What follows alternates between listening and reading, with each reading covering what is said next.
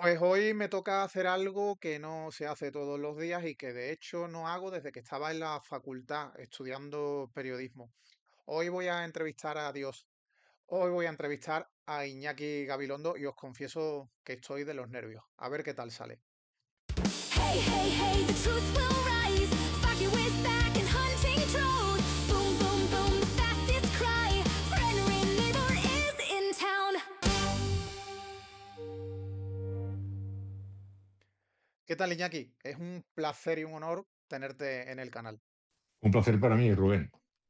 Oye, ahora que la información nos está llegando a todos por muchas más vías que antes, es decir, se le suma a la tele, a la radio, a la prensa escrita, pues todas las redes sociales que tiene un ciudadano instalada en su móvil y no hay ciudadano que no tenga varias redes más allá de WhatsApp, Telegram, ¿tú crees que estamos más informados que nunca o justo lo contrario? Estamos más embarullados que nunca. Estamos un poco aturdidos por tanta información y estamos desconcertados, distinguiendo muy difícilmente lo que es correcto de lo que no es, lo cierto de lo falso. Estamos en un momento muy, muy singular, porque estamos empezando a aprender esta nueva realidad que tú has descrito. Cuando pase una generación, pues esto lo tendrán en cierto sentido encajado. Nosotros somos debutantes, ¿no? Y ahora lo tenemos que dar todo por perdido. Digamos que la gente lo tiene extraordinariamente difícil o imposible para diferenciar lo que es información de verdad de lo que No, son perdido. noticias falsas. Bueno, a la gente en general le ha solido parecer siempre muy decisivo, definitivo todo lo que está viviendo. Luego descubres que no, pasado un poquito el tiempo, las cosas cambian. A veces para mal, a veces para bien, pero desde luego cambian. Como no se quedan es como están.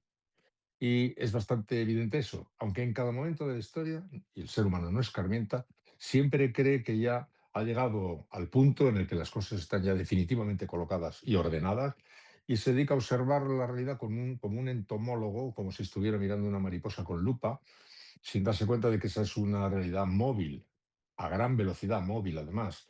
Por tanto, lo que ahora nos desconcierta, pues dentro de unos años no sé qué efecto nos producirá, pero no nos va a servir intentar ahora hacer ese tipo de profecía, ¿no? ¿Y en qué fallamos nosotros los ciudadanos cuando asistimos a información y le damos credibilidad a la información en sí sin pensar demasiado en quién nos traslada esa información? Bueno, es que no sé, la culpabilidad. Estamos en el principio desbordados por una nueva realidad. Empezar aquí ahora a tratar de ver qué culpabilidad podemos tener los ciudadanos por esa nueva realidad no me parece que sea muy fácil. Lo que sería interesante sería tratar de aprender, como se dice, ¿no? Tratar de salir del analfabetismo tecnológico con el que nos encontramos para tratar de aprender a movernos en esta nueva realidad, pero culpa, ¿qué culpa vamos a tener? Estamos siendo sacudidos por un terremoto absolutamente inesperado y de una profundidad formidable. Hacemos lo que podemos y tratamos cada uno de ordenarnos nuestra vida como podemos en esta nueva realidad. Pero Pero es culpa un, ninguna.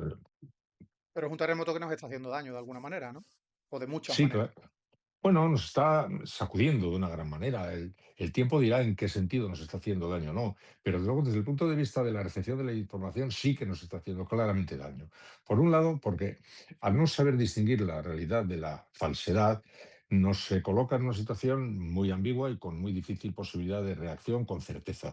Y en segundo lugar, muy difícil posibilidad de combatir contra esa realidad a su vez, porque no se trata de que sea una realidad en cierto sentido accidental, derivada de las nuevas tecnologías, etcétera, etcétera. Es que hay industrias de las fake news.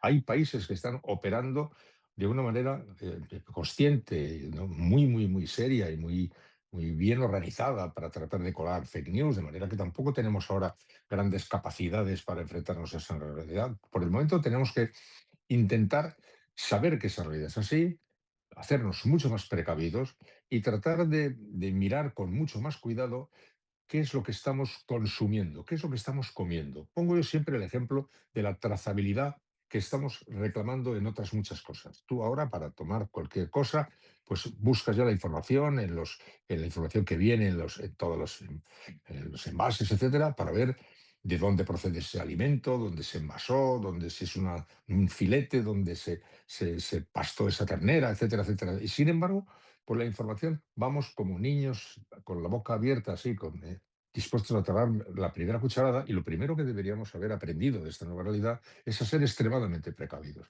y a no otorgar nuestra confianza así abiertas completamente que, a cualquiera, sino tratar de elegir con bastante meticulosidad aquellos puntos a los que les otorgamos confianza. Si nos defraudan, tendremos que cambiar hasta buscar referencias de confianza, que pueden ser medios de comunicación grandes, medios de comunicación pequeños, personas individuales, blogs, ¿verdad? Donde estén para nosotros elementos de referencia de solvencia. Por el momento tenemos que hacer eso, en vez de ir a consumir un poco a tontas y a locas, haber descubierto que vivimos en ese barullo de realidad y de ficción y de falsedad intencionadamente colada y hacernos especialmente pues escrupulosos al respecto y tratar de ver a dónde sí, a dónde no, a quién sí, a quién no, por qué sí, por qué no, y mirar las cosas con precaución. Pero ¿no crees que uno de los problemas que tenemos, yo creo que lo hemos tenido siempre realmente, es que hay mucha gente que consume información buscando que le confirmen lo que piensa? Sí, claro, eso ha sido siempre así y a medida que se ha radicalizado más la sociedad y se ha polarizado tanto, pues más ocurre eso. La gente está buscando, por un lado, referencias de eso, de solvencia, como antes te decía, pero cada vez más gente va sencillamente a la búsqueda de la confirmación de sus propios puntos de vista, tratando de encontrarse con una especie de acto sacramental, de se reúne con los fieles de su misma religión para allí compartir una comunión matinal o vespertina, tal, para tratar de combinar sus propios puntos de vista. Eso es uno de los efectos indeseables de esta nueva realidad, que está agrupando a las gentes en lotes y haciendo además más rotunda y más profunda cada día la polarización de las cosas y haciendo, pues nada, que se fabriquen dogmas, que se construyan dogmas que cada colectivo más o menos considera intocables, donde se reúnen calentito ahí con los suyos. Y es por eso que incluso los medios de comunicación a los que se les exige permanentemente que sean más abiertos, etcétera, cuando empiezan a ser más abiertos son atacados por sus propios fieles, que le dicen, pero ¿cómo puedes tener a ese en ese programa? ¿Pero cómo puedes estar dando esa opinión en este medio? ¿Pero cómo no le echáis a ese señor que dice esas cosas? Es curioso que los medios a lo mejor no están, algunos sí, pero otros no están deseando exactamente que ocurra eso, pero tienen dificultades para moverse en otra dirección, pero sus propios fieles, cada día más prietas las filas, pues se lo impiden. O sea, muchos de los que están criticando que se intenta instaurar eso que llaman el pensamiento único, está pidiendo pensamiento único en su propio medio de Sí, referencia, ¿no? no, no exacto, está exigiendo pensamiento único y está enfadándose mucho cuando se intenta que el pensamiento no sea único. Es un momento muy particular. Mira, estamos manteniendo esta conversación en el centro de un gran terremoto. En el centro de un gran terremoto. Entonces, en el centro de un gran terremoto podemos hablar. Pero es muy difícil que podamos interpretar con lucidez de las cosas porque no ha terminado nada, sino está sacudiéndose a una enorme velocidad. Y pedir pronósticos, vaticinios, etcétera, es un poco tonto, porque lo que tenemos que saber es que somos conscientes de que estamos en el centro de un terremoto. Vivíamos en un mundo que, respecto al tema que ahora nos ocupa, el tema de la comunicación, tenía unos códigos, unos reglamentos. Para las empresas, pues ya tenían incluso unos mecanismos de capitalización o de monetarización de su actividad. Para los lectores, oyentes o espectadores, pues había unas rutas de acceso a la información y unos mecanismos que en cierto sentido establecían los códigos de... Eso ha volado, que no es solamente una era de cambios, es un cambio de era. Y, claro, es muy difícil poder afinar. Bastante hacemos con mantener el equilibrio, ¿no?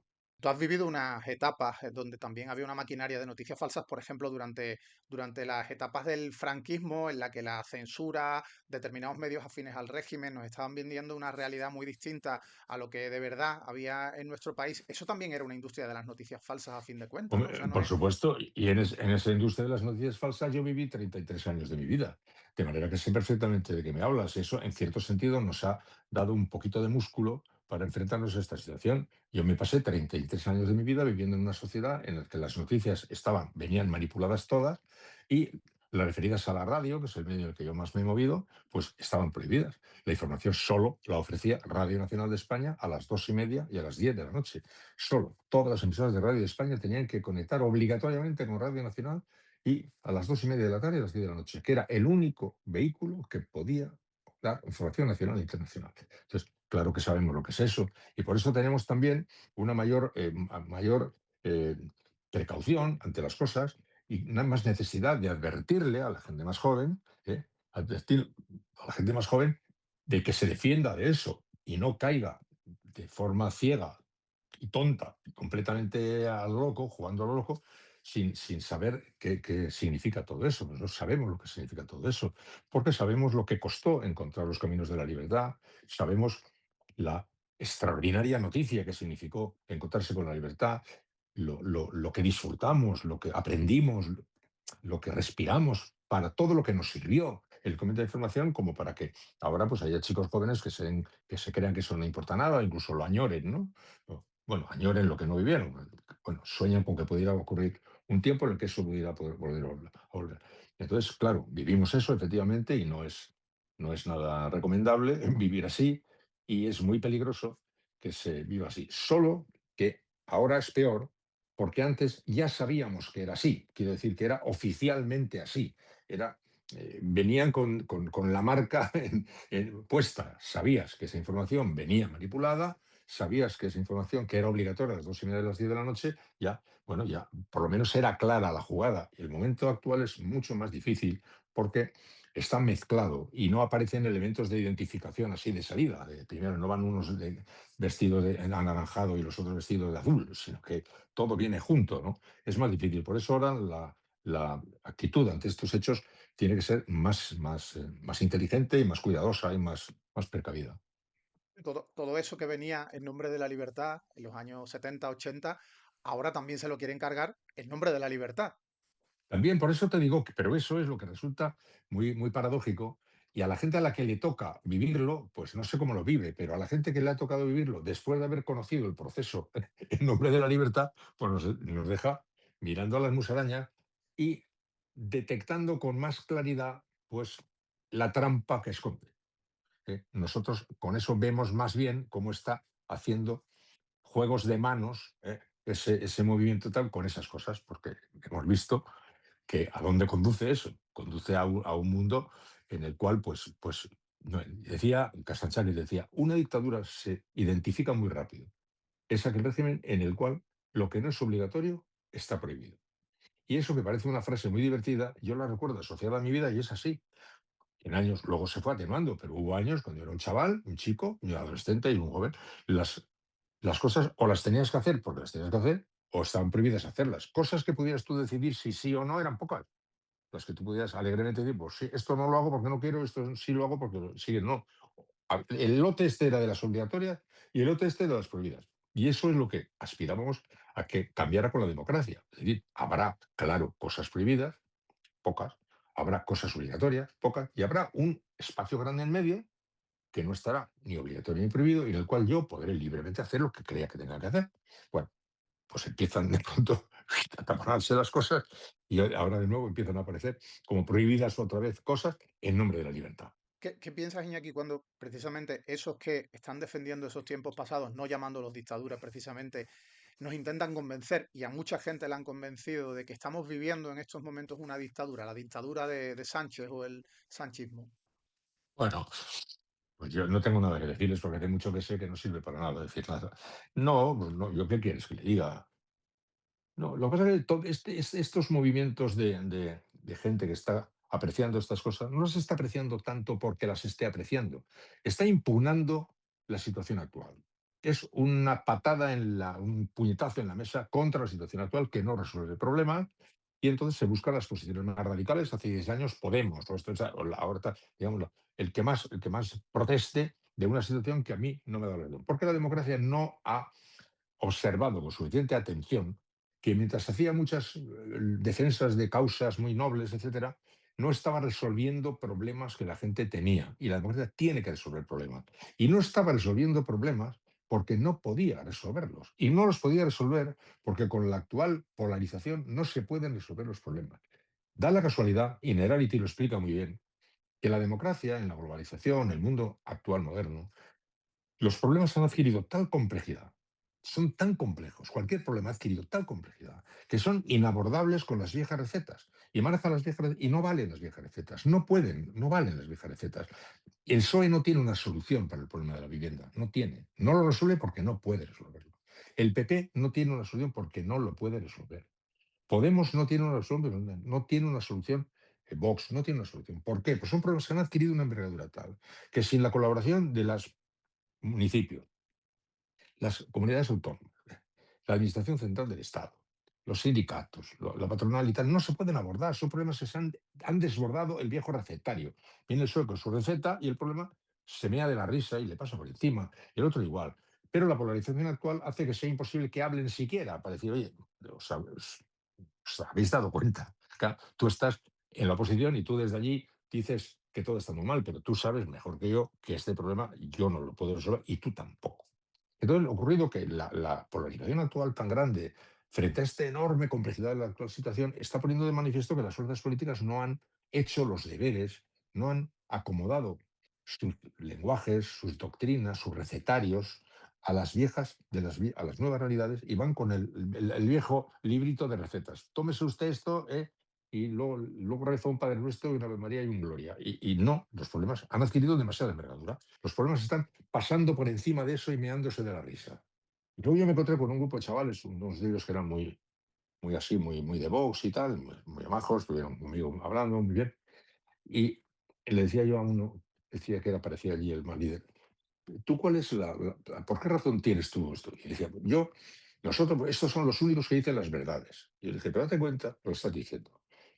Porque diga las verdades, tú le puedes seguir a un periodista. Porque diga las verdades, tú le puedes seguir a un profesor, le puedes seguir a un sociólogo. Pero un partido político le tienes que seguir porque proponga soluciones al problema que tiene y que denuncia. No porque diga las verdades, eso lo dice cualquiera. Eso no es un tertuliano de la radio. Los problemas que ese político que te guste, al que tú sigues, dice, los oímos decir a mucha gente. Puedes tú elegir al que más te guste y seguirle con devoción. Al político le tienes que pedir que, además de decirlo, te diga cómo lo va a resolver. Y entonces te pido a ti que me digas, le dije, cómo va a resolver, por ejemplo, el problema de la vivienda. Ese al que tú sigues, porque dice la verdad. Bien, ya ha dicho la verdad. Bien, y además de decir la verdad, te ha dicho cómo va a resolver el problema. Hombre, no. Hacer el favor de pasar al siguiente grado de observación de la realidad. A los políticos, pedirles que resuelvan los problemas. Y a los que están ahora pasando las moradas porque ven que no logran resolver los problemas, que les desbordan, pues pedirles que se ocupen, aunque sean hablando entre ellos, de darle coherencia a las respuestas que esos problemas demandan. Y al partido ese que grita mucho y que a ti te parece que dice las verdades, dile que ya vale, que ya ha terminado de decir las verdades. Ahora que se siente y nos diga cómo lo va a arreglar, porque es que no lo dicen cómo lo va a arreglar. Pero también hay una situación actual que es la del partido que lo que busca es la creación de problemas donde no lo hay, convertir, pues no sé, la inmigración en un problema clave, la ocupación en un grandísimo problema, la igualdad de la mujer en otro problema, la igualdad de derechos de los gays, lesbianas en otro problema. Es decir, un partido al que le sobran no sé cuántos millones de la población y los quiere convertir a todos en responsables de problemas, incluso en criminalizarlos.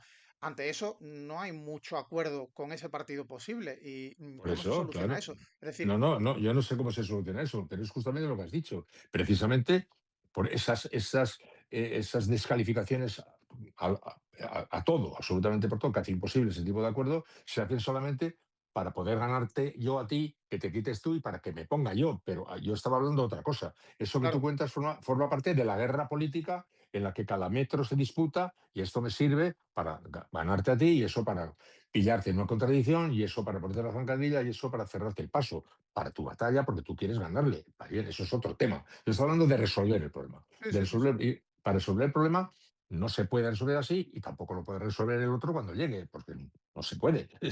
No podrá, mejorará por eso, y las circunstancias harán que vengan tiempos mejores o peores, pero no se pueden hacer, pero es otro, forma parte de la batalla de partidista para obtener una ventaja o descalificarte o ganarte la pelea, pero no para la solución de los problemas. Y quizás sea porque hay un partido que no quiere solucionar problemas porque no va con él, digamos, ese discurso de búsqueda de soluciones sino de creación de problemas, ¿no? De una ficción, que es lo que nos hace vivir posiblemente Vox, ¿no? Una ficción continua para que pensemos que todo mal, pero todo va mal dentro de irrealidades, como criminalización de colectivos, ¿no? Sí, pero porque aspira a otro modelo, aspira a un modelo diferente, y además lo podemos ver con más claridad al observarlo como un fenómeno europeo, porque si nos estuviera solo Vox, pero como tenemos además en otros países europeos fenómenos similares se están operando de una manera concertada, nos sirve para entender mejor de qué va esto, ¿eh? Y esto está yendo de la impugnación de una sociedad que dice volvamos de nuevo al seno materno de nuestras patrias nacionales, ¿eh? Donde está tan cálido el recuerdo más grato, es el recuerdo del tiempo no soñado, ¿eh? El cálido vientre materno, qué bien se está con la peseta, con el pan, con los toros, con nuestra vida aquí, sin Europa, sin Bruselas, sin nada de esto y tal y cual. O sea, es un juego de añoranza que justamente porque hay una abrumación del peso anterior, pues vende ese producto como la ensoñación de un idílico paraíso nacional donde estaríamos solo nosotros, no había negros, los hombres otra vez volverían a ser lo que eran, no habría mujeres ahí poniéndose donde se tiene que poner, esto todo lleno de maricones, todo lleno de inmigrantes, todo lleno de tal, claro, que dibujan un juego así, porque están aspirando a crear un mundo así.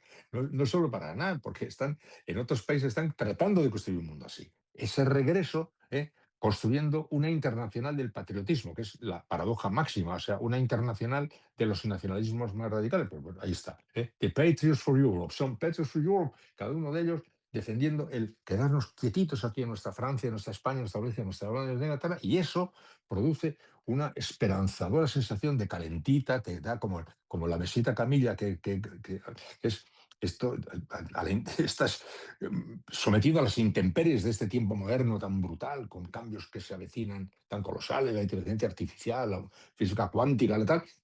Entonces tú buscas el protector territorio conocido, cálido de ese pasado idealizado, donde, no, yo pierdo todos mis derechos a cambio de eso que tú me vas a dar, tú me proteges a mí, esto, pero tú eso no lo vas a poder hacer. Eso no es así. Si no hay una solución belga para la inteligencia artificial, no hay una solución holandesa en la lucha contra el cambio climático, si estamos inevitablemente condenados a tener que operar en conjunto ante estas nuevas realidades, pero es muy tentador ese goloso juego en el que muchos, claro, la idea de España tiene una idea de España, una idea de España. La idea de España es la idea que solo se puede construir idealizando un pasado que no existió, y fabricando esa España y como digamos eso. Bueno, de aquí las mujeres se han subido a las barbas, pues, bueno, donde los hombres vuelvan a recuperar su poder, de menos homosexuales, y qué es esto, todo lleno de migrantes, se llevan todo, y negros y cosas de estas raras que hay por ahí. Entonces, es un discurso que aspira a esa fabricación. En Estados Unidos se ve con mucha claridad cuando dicen la identidad norteamericana ha sido totalmente adulterada por la presencia de estas cosas. Los hombres ya no pintan nada, estos de los extranjeros se llevan todo, pam, pam, y el destino nos manda a un Mesías que nos va a redimir de esta, darle a América otra vez, que va a devolver a América su personalidad, le va a devolver a España su personalidad, y devolver a Francia su personalidad. Nos está tocando vivir ese tiempo, es un tiempo difícil por eso. Oye, volviendo a la situación tan salvaje que hay en el lenguaje de la política hoy en día, ese PP empeñado en retomar algo que considera suyo, ¿no? Que es el poder a cualquier precio y sin miramientos. Tú que viviste la etapa dura de ETA, ¿qué se te pasa por la cabeza cuando hoy escuchas a personajes como Ayuso hablar de que ETA está más viva que nunca? Por culpa de Pedro Sánchez, por supuesto. Hoy, un escaño de Bildu Cherokee ETA manda más que el principal partido del Congreso de los Diputados. Por eso, los objetivos de la banda están más cerca que nunca. Los objetivos de la banda siguen cada vez más fuertes. Van todos, sin engañar, a una república plurinacional laica y encima berchale. Pues qué quieres que te diga. Mira cómo se pone Consuelo Ordóñez, la hermana de Fernández de Ordóñez, que fue asesinado por ETA y que ella, que es del PP, no soporta al PP cuando dice eso, porque no puede aceptarse. Pues yo, ¿qué quieres que te diga? Pues que me parece inaceptable. Me parece que es jugar sucio, es formar parte de moverte en el barrizal, manejar teclas que sabes que tocan fibras muy sensibles, ahí hay mucha carga emocional de fondo, hay muchos problemas heridas que se curan con dificultad o nunca. Y claro, es tocar una tecla facilona y me parece una indecencia, sinceramente. Tú has llevado escolta en esa Sí, etapa. bastantes Y, años. y hoy en día hay determinados políticos que se están encontrando con un tipo de agresión por parte de quienes dicen ser periodistas. Hay una serie de personajes que van micro en mano, pero realmente realizando un tipo de agresión verbal que puede llegar a lo físico, con cómo criminalizan a esos políticos por la calle, ¿no? ¿Tú crees que hoy en día estamos viviendo un momento en el que hay políticos que van a necesitar, o no sé si la necesitan ya, tener escolta como consecuencia de ese discurso tan duro, tan lleno de mentiras en los que los están criminalizando y se está generalizando la idea de que los políticos son corruptos, etcétera, con ese nuevo, bueno, iba a decir nuevo periodismo, no se le puede llamar de ninguna manera periodismo, pero esa forma de simular hacer periodismo por parte de ciertos personajes de la ultraderecha? Pues espero que no, espero que no, espero que no. Déjame que confíe en que no. Las cosas son horrorosas, ¿no? Y es así, hay ya contagios en determinados sectores de la sociedad de esas cosas, y yo también lo he podido comprobar. Yo vivo en Madrid, donde en algunos ambientes pues ya hay algunas tensiones de este estilo. Pero bueno, déjame que confíe en que no, y no me hagas pensar que esto no lo vamos a poder, que esto se va a atenuar, ¿no? Espero que lo podamos atenuar. Yo quiero pensar que también hay quien podría pararlo de alguna manera. Hace unos días hay otro personaje a la que algunos medios, sobre todo, bueno, A3 Media, Mediaset, Ana Rosa Quintana, Susana Griso, lo encumbraron a la categoría de héroe nacional, que es Daniel Esteve, de Desocupa. No sé si te conoces al Sí, sí, sí. personaje.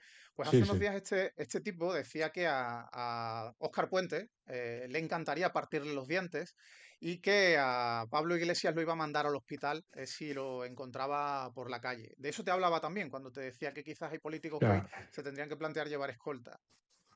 ya, bueno, pues ya, y yo te repito lo que te he dicho. eh, Eso me parece un espanto, creo que hay peligro absoluto, esas escaladas incendiarias son un horror. Déjame que confíe en que no vayamos a mayores, porque en ocasiones me asusta eso, ¿no? No, a mí también me asusta, sobre Ya. todo porque soy uno de los muchos que están en el punto de mira de este tipo de No, personajes pero con discurso de no, no, odio. ya, ya. Pero no es que me asuste por mí, que también, sino que me asusta Sí, que, sí. porque las cosas puedan llegar a salirse de madre. Yo confío en que no. Déjame que confíe en que no. Hay momentos en los que creo que sí, pero bueno, ahora quiero confiar en que no. Bueno, más allá de esos falsos periodistas, tipos que se están encumbrando por distintas vías y están siendo muy conocidos por el gran público, dedicándose a simular que ejercen nuestra profesión, también hay otros periodistas de verdad que vienen de tu escuela, ¿no? Que han trabajado contigo, para ti. A Silvia Inchaurrondo, por ejemplo, la escogiste tú personalmente para copresentar el telediario de Cuatro cuando se creó, antes de que perteneciera Sí, a Mediaset. A Xavier Lapitz le pusiste de redactor jefe en el Hoy por Hoy. A Javier Ruiz fue tu jefe de economía. Olga Rodríguez cubrió la guerra de Irak bajo tu dirección. Jesús Cintora empezó, creo, como becario tuyo. Cuando tú ves, Ana Pastor, escuchas, Ana Ana Pastor, Pastor, sí, cuando, cuando Paloma tú, Tortajada. cuando tú ves a estos compañeros, cuando les escuchas, cuando les lees, ¿reconoces en ellos tu forma de hacer periodismo? Hombre, no mi forma de hacer periodismo, reconozco la forma de hacer periodismo, que es la que creíamos todos que era la forma correcta de hacer periodismo, cada uno con su idea. Eso es así.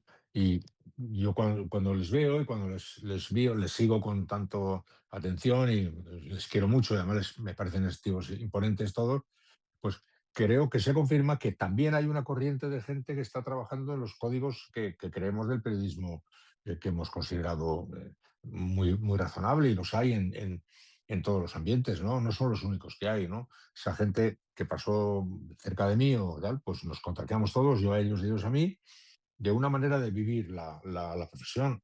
Pero hay otros muchos que la viven también así, y eso me esperanza, porque no todo el mundo se ha tirado al monte. Es que hay gente que está haciendo la cosa, aunque lo esté pasando regular, ¿no? Mira, Silvia, la pobre, que Silvia estaba conmigo en Hoy por Hoy. Silvia está conmigo en Hoy por Hoy en la SER, el equipo de madrugadores, de estos en los que estaban después Ana Pastor, toda esta gente con la que yo me encontraba a primera hora de la mañana cuando yo llegaba.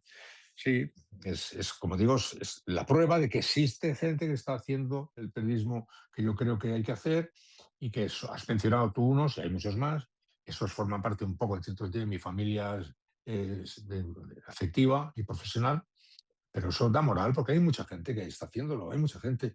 También es verdad que pasa aparentemente más desapercibida que el ruido que hace otra, pero no olvides la frase aquella tan famosa que decía, eh, hacen mucho más ruido los árboles que se desploman que la hierba que crece. Pero hay mucha hierba que crece, ¿eh? Lo que pasa es que han oído los árboles que se desmoronan, ¿no? ¿Y cuáles son esos códigos en síntesis de hacer un buen periodismo? Bueno, no sé, ya sería un poco largo. Bueno, la importancia la tiene el lector, el oyente, el espectador, es el rumbo a él, tiene que estar orientada toda nuestra actividad, el cual se merece nuestra decencia, la cual decencia se manifiesta en marcar muy bien la diferencia entre esto lo sé, esto me parece y esto me gustaría. Cuando podemos decirlo todo, pero al lector, oyente, espectador le llega con claridad la diferencia entre esto que me dices es porque crees que es verdad, esto porque te gustaría que fuera verdad y esto porque te parece que es verdad, estás jugando limpio. Y trabajar mucho, porque para avanzar un poco en el camino del esclarecimiento de las cosas hay que trabajar mucho. Las cosas se averiguan con dificultad, se confirman con más dificultad aún y luego se comunican también con otra dificultad añadida. Gente que ejerza el periodismo cumpliendo los códigos de la confirmación de las cosas, ¿eh? Y luego la limpieza al contar esto. Es decir, me ves vehemente porque expreso esta idea, pero tú te estás dando cuenta que estoy diciendo algo que me gustaría que pasara. No te estoy asegurando que esté pasando. Jugar limpio.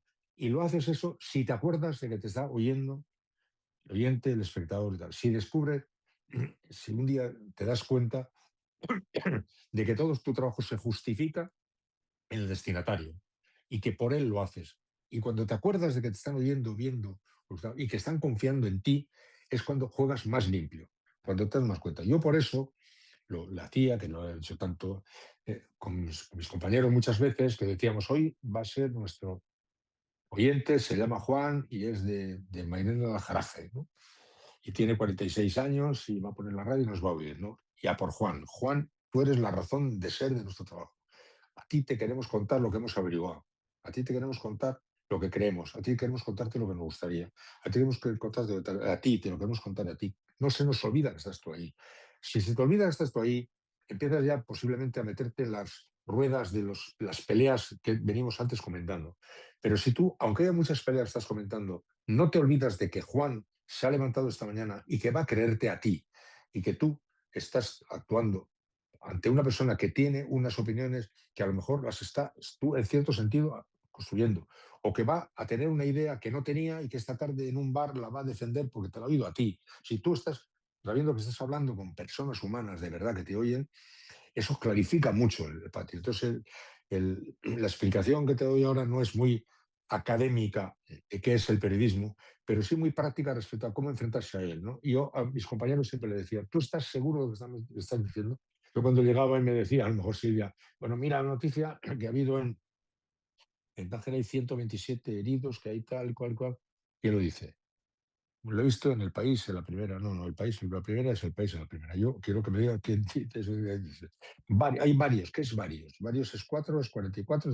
La meticulosidad en la programación de las cosas, el esfuerzo máximo para hacer las cosas bien, con la intención de que Juan, nuestro querido Juan, reciba lo mejor, lo más limpio del hecho informativo que le podemos contar, con la mayor limpieza. Y luego contárselo también con la mayor calidad, con la mayor claridad, con la mayor con la temperatura adecuada, servirla a la temperatura adecuada, no crisparle más, no crisparle menos. En fin, sería Hay de un hablar muchas rato. compañero, hay un compañero Iñaki de la cadena SER, José Luis Sastre, que recuerda un consejo que tú le diste, y es que los periodistas tenemos que construir territorios o espacios de confianza.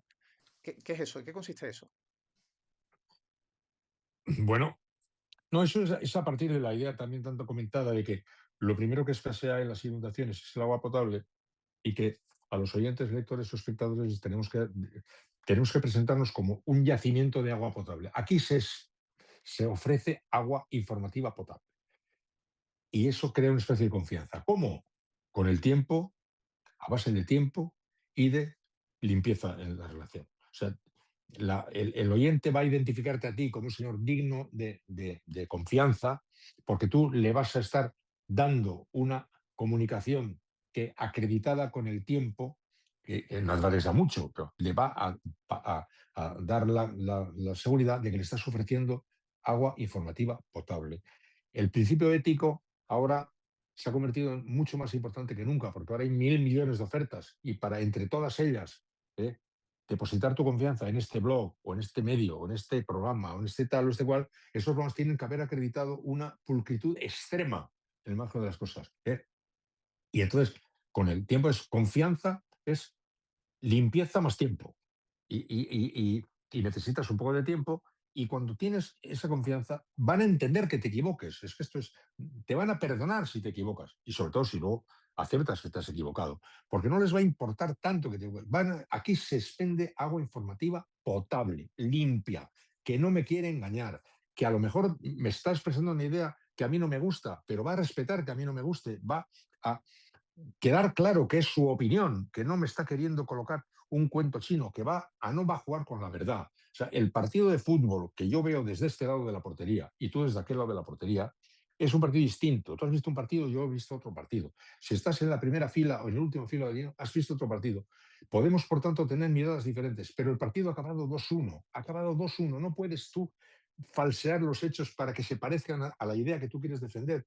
Eso es jugar limpio. Es decir, jugar limpio es eso, es manejar con toda tu autoridad, tu legitimidad y tu derecho, tu mirada, tu óptica, tu visión de las cosas, hija de tu pensamiento, de tu ideología, de tu experiencia, de tu sensibilidad, etcétera, etcétera, etcétera, pero cuidando a jugar limpio con los hechos, no manejarlos para que te quepa bien, para que esté a favor de mi tesis. El partido que ha acabado 2-1, voy a decir que ha acabado 2-2 porque me conviene a mí, a mi tesis. ¿No? Jugar limpio con el oyente, como te digo, que quede claro que lo que dices es lo que crees, lo que sabes, con claridad esto, recordando que está Juan ahí y que Juan se merece que no le engañes, que no se le engañe. Que diga esto no lo sé, esto no he podido averiguarlo mejor, esto me parece que es así, creo que es así, me gustaría que fuera así, no estoy seguro de que fuera así, esto sí lo afirmo, esto no me gusta nada, esto lo combato, esto me parece un espanto, jugar limpio. En ese mecanismo, expresado de manera a veces más académica, tal menos, nos hemos ido criando todos esos que has dicho tú antes y muchos otros que tú no has dicho, claro está, y que muchísimo más que yo no conozco aquí y fuera de aquí, y que se manejan más o menos así, tratando de jugar honestamente a este oficio. ¿eh? Mientras tanto, pues hay otras batallas que se cruzan en medio, hay otras batallas de todo tipo, por, por, por el poder, por la hegemonía, por los liderazgos, por lo que sea. Tengo la sensación de que de unos años a esta parte, bueno, desde que dejó de gobernar el PP hasta esta parte, lo último que le preocupa al Partido Popular son las cuestiones de Estado y más bien están intentando demolerlo todo, es un todo no de lo que ocurra a nivel de decisiones de gobierno, intentando incluso, yo no sé, bloquear fondos europeos, cosa que me parece realmente una aberración, sencillamente porque está instalado en el discurso del todo lo que hace el gobierno está mal y yo tengo una alternativa que no sé cuál, no nos la explican, sencillamente es eso, es la demolición permanente. Sí, pero es que esto ya ha pasado antes. Quiero decir que esto que estás contando tú se ha vivido vamos, pero exactamente igual, clavado antes. Aquello que decía Montoro, dejar que esto se hunda y ya lo arreglaremos nosotros.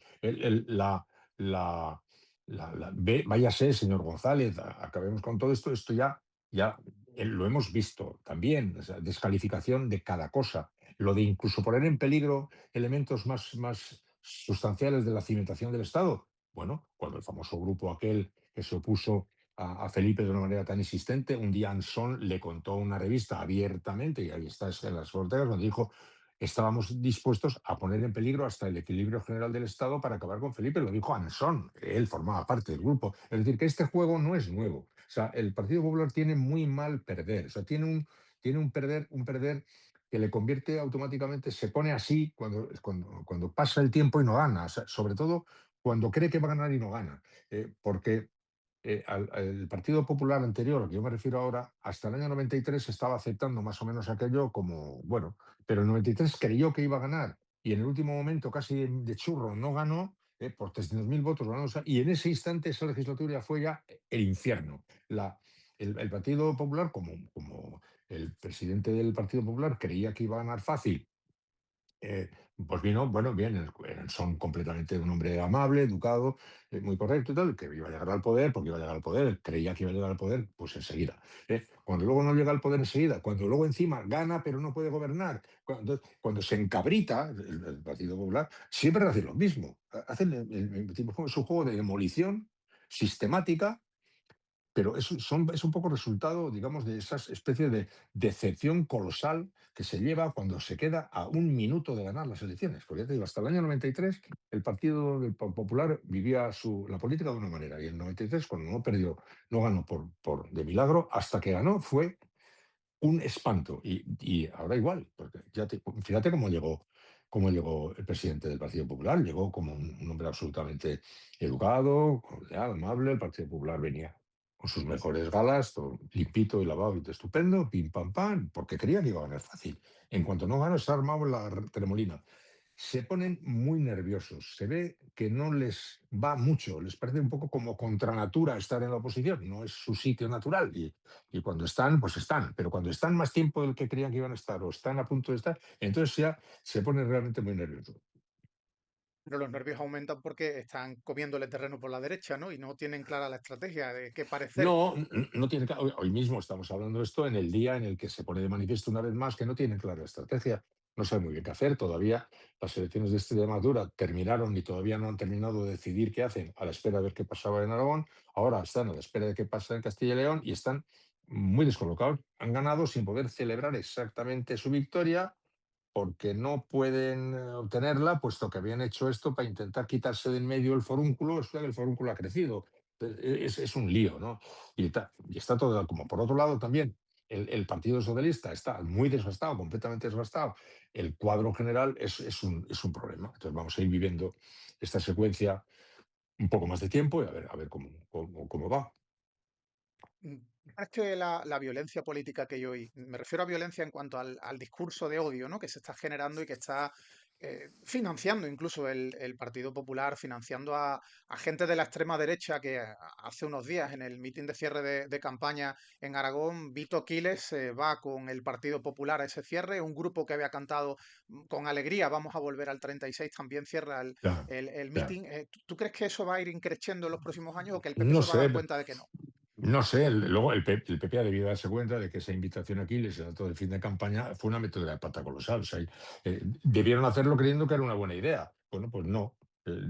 La prueba del descoloque que tienen, de si tienen que estar más cerca o más lejos, si tienen que disfrazarse de ellos o no, es la prueba mejor, la que has contado tú. El Quiles, el grupo ese musical que estuvo allí el otro día, están ahora mismo muy, muy desconcertados. Yo no sé cómo va a evolucionar esto. No tengo muy claro cómo va a evolucionar esto, ¿no?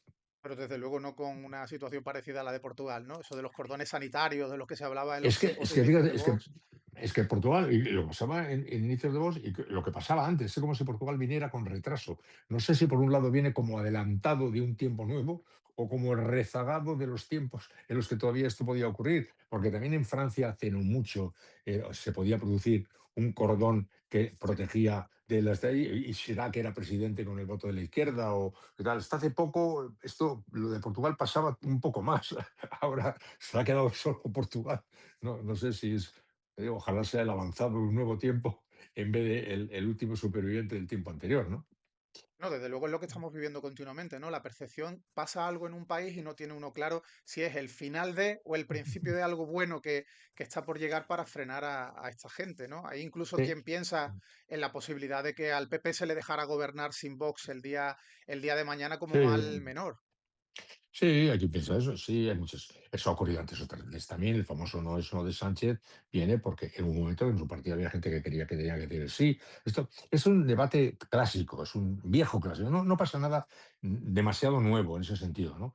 Y además, mientras hablamos de todo esto, lo que ocurre es que el tiempo que nos ha tocado vivir está, además de marcado por estas circunstancias que tú cuentas, sacudidos por unas transformaciones colosales de todo tipo. De todo tipo. Tan es así que probablemente dentro de unos años, cuando vuelvas a ojear esta conversación o lo que sea, pues te dará un poquito de risa los elementos que no estábamos teniendo en cuenta a la hora de hablar de las cosas, porque es que está habiendo una sacudida de tal naturaleza en la vida, el terreno tecnológico, lo que viene con la inteligencia artificial, lo que está trabajando es la búsqueda de la fusión nuclear en Cadarache, en Francia. Hay una cantidad de movimientos que están en este momento ahí circulando alrededor, lo que ocurre en torno al cambio climático, lo que está ocurriendo en torno a las corrientes migratorias, están pasando cosas de una gran importancia que van a terminar eh, teniendo una presencia mayor de la que tienen. Ahora parece que forman parte del discurso político, pero en un momento que formarán parte de la vida a todo dar, ¿no? Muchas veces yo suelo contar qué poco se tiene en cuenta el tema demográfico, ¿no? Si tú miras, el mundo está, la parte de abajo del mundo, la parte sur del mundo es una guardería y la parte de más de arriba es un asilo. O sea, donde Mm. nosotros vivimos, en la parte el norte, es un asilo. Aquí la caducidad del yogur todavía es una perturbación en nuestra vida cotidiana. Es gente, todos somos mayores, mucha gente vieja. Y en el sur son todo críos. Es que en Gaza son todo críos. Es que Nigeria, que es el país más grande de África, tiene la media de edad, creo que tiene 28 años. Es brutal. O sea, un desequilibrio demográfico tan fuerte que anuncia presiones genésicas, sin duda se van a seguir produciendo. O sea, hay realidades colosales que están por ahí flotando y que, claro, si tú decides que no existe lo del calentamiento global, pues vale, tú has dicho que no existe, pero bueno, los que saben de esto mucho dicen que sí existe. Tú puedes decir misa, pero como exista, que parece que existe, pues irán pasando cosas, ¿no? Como las corrientes estas migratorias están produciendo nuevas realidades y, como digo, y más que van a producir porque el mundo del sur está lleno de críos, ¿eh? Y el mundo del norte está lleno de viejos. Y la gente, desde que el mundo es mundo y mientras el mundo sea mundo, se desplazará de donde tiene hambre a donde espera poder comer, ¿eh? De donde no tiene libertad a donde aspira a poder tenerla, de donde no puede cumplir sus sueños a donde aspire cumplirlos. Esa es una corriente imparable de la historia de la humanidad. Eso es siempre así. Cuando os he dicho, ¿qué puede hacer España para evitar esta afluencia y tal? Ser pobre. ¿Eh? El efecto llamada verdadero es el que produce la prosperidad respecto al hambre. Ese es el verdadero efecto llamada. Cuando España no tenía un duro, no venía nadie. Éramos nosotros los que nos íbamos. Y cuando tuvimos una crisis tremenda en el año 2008, tampoco venían. Empezaron a venir cuando había prosperidad. El efecto llamada es la prosperidad. De toda la vida de Dios ha sido así. Entonces, ante las nuevas realidades que existen, no puede pretenderse estemos aquí en que yo que soy muy listo y tú eres muy tonto y ahora tú eres muy listo y ahora soy muy tonto y ahora te y tal. No estamos queriendo observar la realidad en la que vivimos y eso nos obligaría a analizar las cosas de otra manera. A lo mejor no les encontraríamos solución, pero no encabronar más la relación pública como si tuviéramos las recetas cuando no las tenemos. O sea que a estos muchos que se están organizando tanto follón en la vida pública digo, pero vamos a ver si a mí no me molesta tanto que seas tan desagradable. Lo que me molesta es que hables como si tuvieras tú alguna solución. Si no tienes ninguna, ¿por qué gritas tanto? ¿Pero por qué te pones así? ¿Eh? Bueno, ¿por qué te pones así? Pues te puedes poner así si tuvieras la verdad, diciendo, os vais a condenar, os traigo el alma. Bueno, vale, como tú crees que salva nuestra alma, vale. Pero tú, ¿de qué gritas tanto? Cuando hablas de el fenómeno este migratorio que te preocupa, ¿y qué piensas hacer? Mandar a los barcos a bombardear. ¿Qué piensas hacer? ¿No os dais cuenta que son circunstancias de una naturaleza muy particular, que necesitan ser observadas de una manera muy particular, muy serena, con cabeza, con conciencia de que yo no sé todo, ni tú tampoco? Mira, yo tuve el último regalo que me hizo a mi vida profesional fue cuando Movistar me permitió hacer la serie de programas que hice de Cuando ya no estés. Hice, claro, pues una cosa rara que no pasa en la vida nunca, pero a mí me lo permitieron. Yo estuve con un equipo yendo a entrevistar a científicos por todas las universidades del mundo durante 3 temporadas. Y estuve en Harvard, estuve en Stanford, estuve en Columbia, y estuve en Boston, en el MIT, en Oxford, en Cambridge, en Singapur, en Japón, en China, bueno, hablando con científicos. Y porque quería saber qué se estaba cociendo en el mundo. Eso antes te decía, qué tipo se está produciendo una movida, ahí están los pucheros hirviendo de tanta novedad. Y quería ver qué pasaba por ahí, ¿no? Y lo que más me impresionó fue que los grupos de trabajo eran todos interdisciplinario. O sea, el equipo de Juste en la Universidad de Columbia está haciendo el mapa del cerebro, está lleno de neurólogos y tal, pero de repente había un filósofo, había un arquitecto, había eh, médicos, había gente que parecía que no pintaba nada, ¿no? En cada grupo de trabajo de cualquier lugar del mundo al que iba, me llamaba la atención que había grupos y todos te venían a dar la misma explicación. Y dice, mira, los problemas cuando son de gran complejidad, eh, son poliédricos, necesitamos ser observados, poder observar desde miradas muy diferentes, porque es que si no, no los podemos entender, ¿no? Y el filósofo que pinta aquí, pues pinta. ¿Eh? Y estuve en Virginia con uno de los descubridores de Internet, ¿eh? En Virginia, y me decían lo mismo. Entonces digo, la política también un día tendría que aceptar que en vez de crispar a la sociedad con tensiones brutales, como si estuviéramos ahí frente a uno que tiene la solución y enfrente a un animal que, no, que se opone a ofrecer la solución que se tiene, en vez de saber que ninguno de los dos tiene exactamente la solución, pues serenaría mucho las cosas si supiéramos que estamos actuando frente a una realidad compleja, que demandan lo mejor de nosotros mismos. Claro, no es lo mismo que tú tengas a tu madre enferma, una enfermedad grave que requiere que la familia se ponga un poco en línea, que uno se crea que tú eres idiota y que lo que hay que hacer es cortarle el pie y tú crees que no hay que cortar el pie. Es que eso no resolvería el problema, pero serenaría mucho la sociedad, la aceptación de la complejidad de las cosas. Te voy diciendo, "Aleti, tienes razón".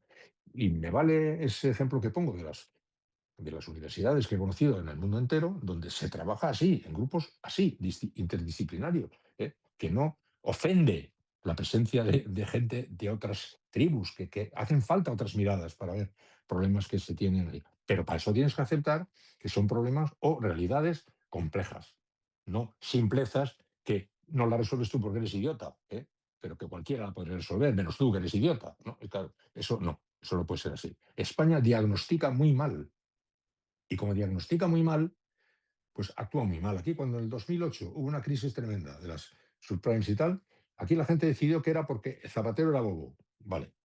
Como Zapatero había dicho que era una gripe y luego era un cáncer de páncreas, se desacreditó. Y comprendo que se desacreditara. Pero aunque hubiera descubierto que era un cáncer de páncreas, no lo iba a poder resolver tampoco tan fácil. Y los millones de paros que hubo aquí y en Francia, en Alemania, en el mundo entero, fueron como consecuencia de la situación.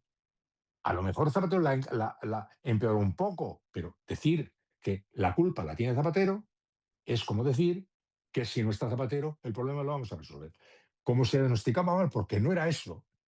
Porque si no tenemos un crecimiento sobre arenas movedizas, construir casas más que toda Europa junta era imposible, la liberalización del suelo que hizo Aznar en el año 2008. Como diagnostiques mal, no puedes resolver la situación. Y España diagnostica mal por lo mismo. Los problemas ahora que tenemos son porque está Sánchez. Bien, la otra vez porque Zapatero es idiota, de acuerdo, vale. En vez de mirarlo en su verdadera dimensión, los simplificamos y le decimos a la gente y le hacemos creer a la gente que son problemas que se resolverían muy sencillamente. Bastaría con quitarle este del pelmazo, ¿no? Sí, sí, es a lo que estamos acostumbrados, lamentablemente, ciclo Ya, tras ciclo. Pero tú ese formato que hiciste, que tiene alrededor de una década, ¿no? Cuando ya no esté, hay sí. cosas que te contaron, predicciones, realidades que te vendían, que iban a estar cuando tú no estuvieras ya, que realmente ya son las que estamos palpando. ¿Hay algo que hoy sí Bueno, vivamos yo, que... sí, hombre, muchas. Date cuenta que uno de ellos, el MIT, el profesor, no me acuerdo cómo se llama. Bueno, el MIT fue uno que hace 30 años fue el primero que anunció la pantalla táctil, por ejemplo. O sea, Mm, sí, muchas cosas, de la nanotecnología sobre todo. Pero sobre todo de eso yo, como lo he dicho tantas veces, ya me da como un poquito de pereza volverlo a decir, pero lo primero que yo aprendí de todas esas reuniones, aparte de los grupos interdisciplinarios, son que precisamente lo que iba a ocurrir no aceptaban los políticos o los científicos la responsabilidad. Yo les preguntaba a todos, entonces, ¿qué va a pasar? Como tú, ¿no? Y se enfadaban todos un poco, y decían, oye, mira, ¿qué va a pasar? Lo de qué va a pasar depende. O sea, yo te puedo decir lo que la ciencia va a permitir que pueda ocurrir, pero luego la sociedad hará con eso lo que haga con eso. Dependerá de qué normas jurídicas, políticas, religiosas, éticas, morales adopte. O sea, no aceptaban la responsabilidad total del futuro y por tanto cuando yo les preguntaba eso ninguno me respondía qué iba a ocurrir. Porque todos me decían algo que me cambió a mí mi perspectiva y me la cambió para siempre y por eso ha convertido eso en un pensamiento que te voy a decir ahora y que lo repito mucho y que me debo haber convertido en un pelmazo por repetirlo, porque entonces yo me di cuenta que yo iba buscando una respuesta a la pregunta de qué va a pasar y es que era una pregunta equivocada. La pregunta no es qué va a pasar, la pregunta es qué vamos a hacer. La pregunta es qué vamos. Y los científicos todos me decían, no, no, no, no, no. Lo que va a pasar no es una inexorabilidad escrita en la piedra. Lo que va a pasar, la ciencia incluso va a poder ponerte sobre la mesa cosas que pueden llevarte por aquí o por aquí o por aquí o por aquí. Y el caso más claro, también lo he contado muchas veces, me pasó en Singapur con un tío que se llamaba Parag Khanna, un indio de la India, que era un hombre joven de 40 años, con una gran autoridad, daba conferencias en todo el mundo, un tío muy alto, muy majo. Y este tío, estamos hablando de conectividad y tal. Y cuando terminó la conversación, pues yo le volví a preguntar, pues se me escapaba, a todos les preguntaba, joder, entonces, ¿qué va a pasar? ¿No? Entonces, este fue el que respondió a eso de, que te he dicho antes de una manera más Sí. precisa y aludiendo a Sevilla, en Singapur. Me dijo, usted viene de España, ¿no? Sí. Usted me ha preguntado qué va a pasar. Sí, pues le voy a contar una cosa. Mire, en España, en Sevilla, hay una ciudad que se llama Sevilla, en Sevilla ya. Pues en esa ciudad que se llama Sevilla hay un hospital en el cual han hecho un avance científico muy notable, y yo recordaba, hacía esos 6 7 años, eran casos, no sé contarlo bien, pero era el caso de una madre daba luz y con la placenta de ese parto, o un hermano mayor que estaba enfermo se podía curar. Era Sí, algo sí, así, sí. como te estoy contando ahora, suena vagamente, ¿no? Y y me estaba contando el de Singapur. Sí, sí, dice, sí, sí, ya me suena esa historia y tal, sí. Y, y dice, pues sabe usted, casi al mismo tiempo, esa misma proeza científica se logró en otro lado, en Estados Unidos, donde fuera, en Arkansas, pues así. Pues sabe usted una cosa, ¿qué va a pasar? El beneficiario primero de aquella proeza en Cádiz fue la familia de un camionero de Cádiz, me dijo él. Estamos en Singapur, ¿eh? 2 metros. Sí, ¿Eh? sí. De la familia de un camionero de Cádiz. ¿Eh? Y en Arkansas fue la familia de un multimillonario de Arkansas. Y de manera que lo que va a pasar, en este caso, la política, digamos, la mirada política cambiaba las cosas. En otro caso puede ser la mirada jurídica, la mirada ética, la mirada religiosa, la mirada tal. Tía, le pongo el ejemplo para que a la pregunta de qué va a pasar la responda usted más matizadamente, porque va a depender de muchas cosas, ¿no? Y por eso yo de ahí aprendí un poco lo que estoy ahora diciendo. ¿Qué va a pasar? Es una pregunta un poco fatalista, que parece entregarle al destino una especie de advenimiento inexorable. Y yo me vine, en ciertos sentidos, reforzada mi convicción ciudadana y democrática y de que no está escrito, ¿eh? Y que hay que... Es decir, que lo que está pasando, yo digo a menudo esto, lo que está pasando. Y lo que viene detrás de lo que está pasando no está escrito. ¿Eh? Y eso que no está escrito, pues ¿quién lo escribe? Pues lo escriben los seres humanos con lo que hacen, con lo que no hacen, con lo que permiten que se haga, con lo que deciden, con lo que dejan de decidir. Eso también está ahí. Ya sé que no es una... debe luchar con otras tendencias de colosal fuerza, pero que no es una batalla cerrada inexorablemente, ¿no? Tú has vivido y has narrado los acontecimientos más importantes de la historia de nuestro país, de la historia reciente, de las últimas décadas. Me gustaría hacer un pequeño recorrido por ahí, pero empezando desde el principio de los tiempos, digamos. Tú estudias periodismo en la Universidad de Navarra en los años Ujú. 60. ¿Y por qué decides estudiar periodismo en una dictadura? Pues porque aspiraba, soñaba, confiaba en que eso se iba a acabar.